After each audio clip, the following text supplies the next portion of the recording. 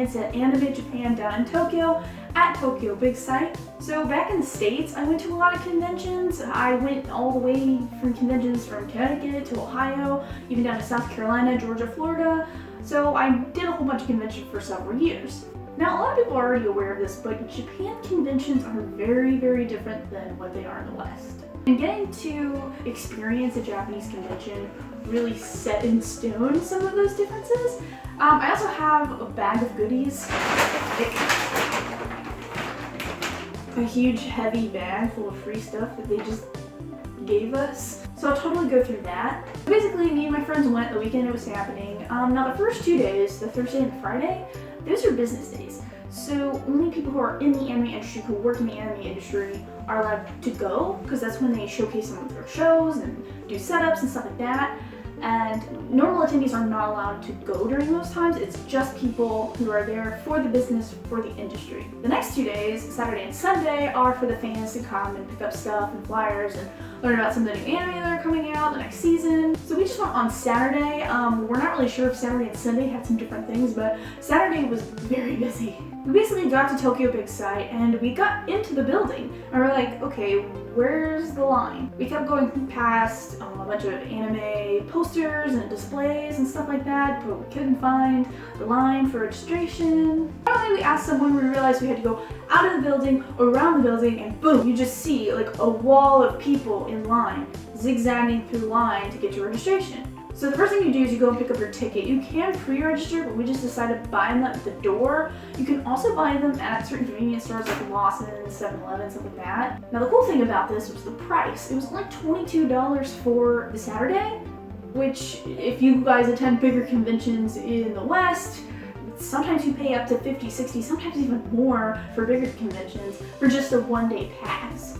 So paying only $22, I was really into that. For the size of the convention, all the stuff you get is well worth that $22.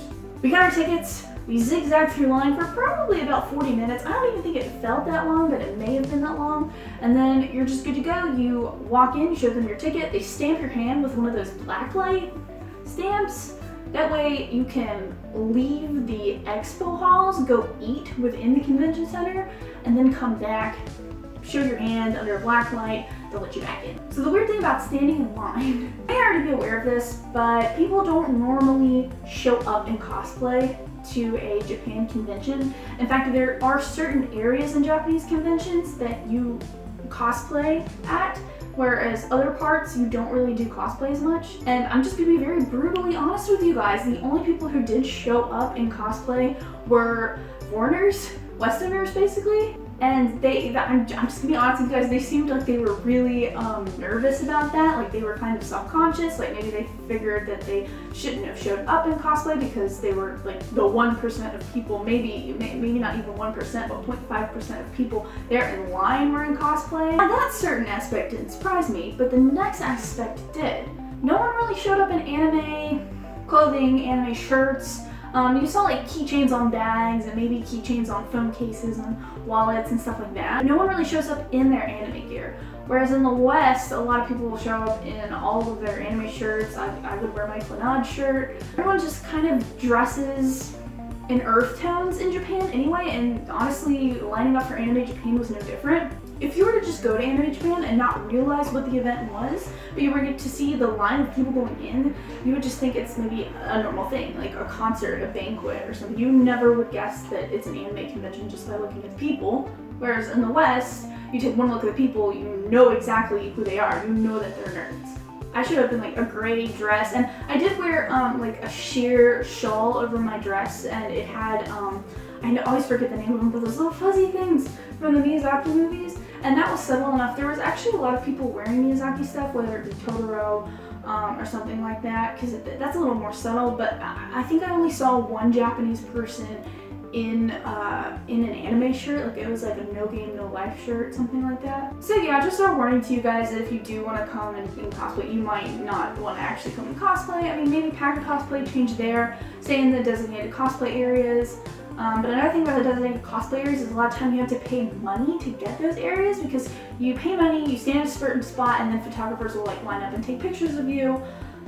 So just keep that in mind. There wasn't a lot of cosplay at this convention, basically at all. There's a lot of Westerners in cosplay. I've been to some pretty big anime conventions back at home, Otakon, Anime Week in Atlanta, stuff like that, but the displays here at Anime Japan were just mind-blowingly big, really nice setups, music playing, video everywhere, little character standees. It was insane. You could go your whole day and just be looking at those and taking pictures with them or pictures of them. So at every display or booth, you had these people who were just working in the booths who would hand you all this stuff. And at first I got a couple folders and I was like, okay, cool, the folders, I can put my my posters and stuff in that I get in my little flyers. But we kept getting all this crazy stuff. One of the cool things they did is they have water bottles with different anime that they're advertising on. That was one of the cool items that I got. Kept me from getting dehydrated. The amount of stuff you got, I can't even go all through it, but they have cool little bags for you to hang on to stuff. Just different folders. Some of the stuff I don't even know what it is. I think it's stuff that's airing next season, so the spring season. So I don't even know what half the stuff is. Whereas at other Western conventions, I generally know what's going on. Square Enix Publishing. They had a lot of manga, which was cool. This isn't manga, but this is just advertising.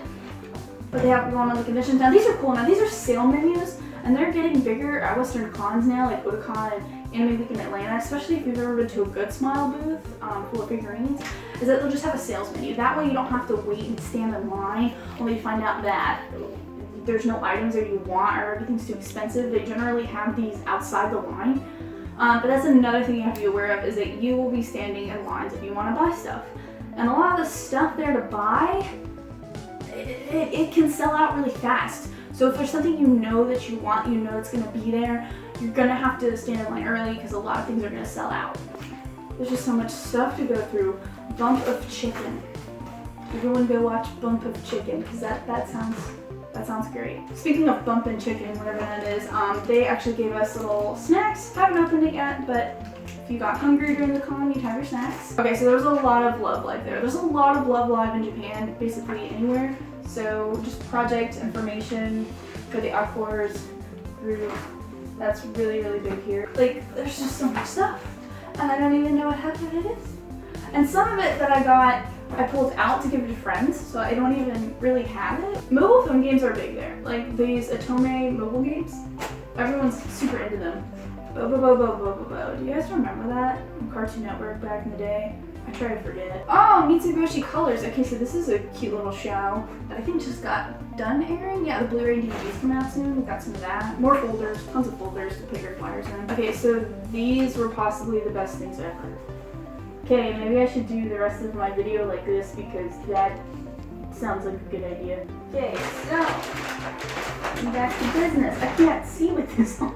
So this is the new Sword Art Online. This was heavily advertised there. It's actually a manga, which is great to help me learn Japanese. I definitely will be looking into reading some of these. The kanji has hiragana on it, and if you're familiar with Japanese, you know that makes reading kanji a little bit easier. I can't take this. I can't breathe. Yeah, crazy things, with CDs and stuff like that. I mean, I don't know what it is, but all this stuff is free. I didn't pay for any of this stuff at all. They just keep giving you stuff. Okay, so Bomb Dream just came out with their mobile game, and they gave us this dog hat. There's just so much stuff. It's really bad. I think some of this stuff is also visual novel. Card Fight Vanguard is so big here. I don't know if Yu-Gi-Oh! Was this big here back in the 2000s when it was huge, but Card Fight Vanguard is everywhere and I don't understand. And I didn't even go through this. Some of the stuff I didn't even go through. Cards, Weishwars, and stickers. It's crazy the stuff they give you in these little bags. And then if you got lucky,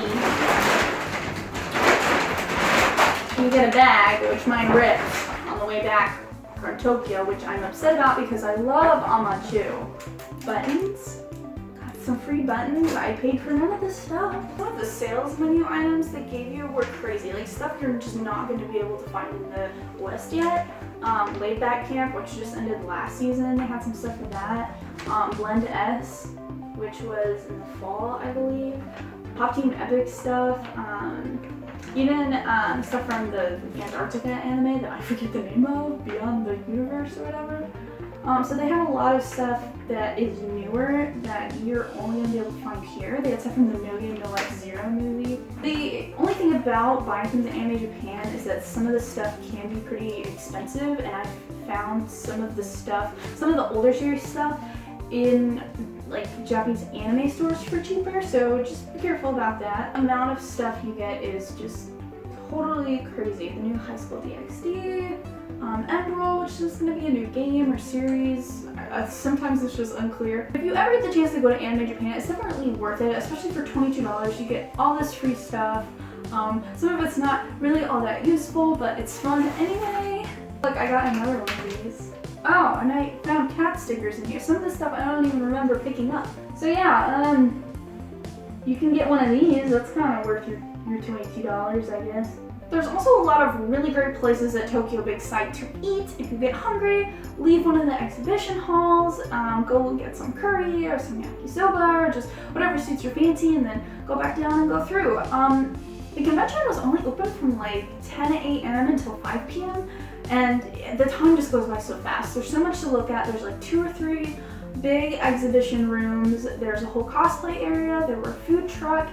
There's like a children's area full of children's anime and children's things to do. I definitely recommend going. Just be mindful that, you know, conventions in Japan are a lot more casual than I think here, as in, you know, people don't dress in all their anime garb and don't wear ridiculous rave costumes, and everything's just pretty plain and simple. So that would be the one thing I keep in mind. Other than that, Anime Japan was absolutely fantastic. If you get the chance to go, come to Japan in late March when it's going on, and then usually around that time is when the sakura blossoms bloom, so such a good time to come. Anyway guys, I hope you enjoyed this video and enjoyed these last couple shots of Anime Japan. See you later.